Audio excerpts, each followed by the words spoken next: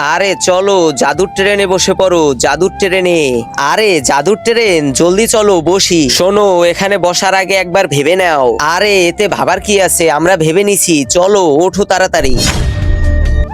ওই তোমরা এই ট্রেনে কেন বসছো? তোমরা কখনো কোনোদিনও নামতে পারবা না। আরে এই ছেলে, তুমি কি বলছো যে এই ট্রেনে বসে সে গায়েব হয়ে যায়? আরে ধুর, কি ভুলভাল বলছে। আরে তুমি ট্রেন চালাও তো। হ্যাঁ হ্যাঁ, এখনই চালাচ্ছি। আরে ইয়ে, কি মজা। এদের মজা লাগতেছে না? একটু পরেই বুঝতে পারবে।